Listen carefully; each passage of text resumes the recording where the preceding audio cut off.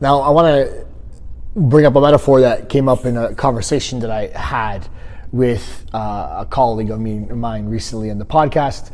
I was talking to Terry about injuries and such, and he was talking about like bad form and doing things to make it worse, right?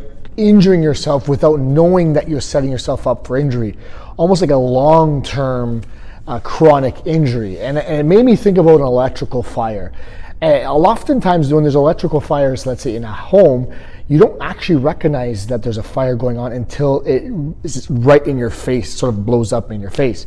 It could be happening behind the wall without you even knowing.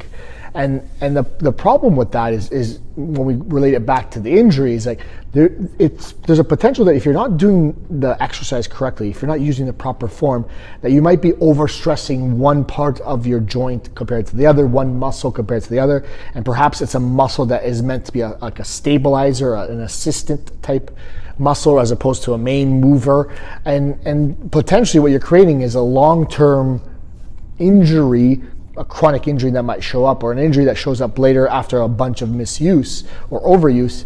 And it's likened to an electrical fire, something that you don't realize is happening, but is happening behind the wall without you even recognizing it. So, how do we work around this? Making sure that you get the proper form, make sure you're learning how to do proper technique, not pushing for your ego, but pushing for progress that is still challenging, and not being excited about having to add some more weight to something. That's a win in itself, and I want you to celebrate that. Don't misunderstand that. But it's better to add weight with your proper form than it is to adjust your form to be improper and get the opportunity to add more weight. That's a little bit more like ego driven. So remember, a lot of times these situations are like electrical fires that you don't recognize they're building up behind the wall, behind closed doors, in your body without you recognizing or realizing it's happening, and you could potentially make it worse.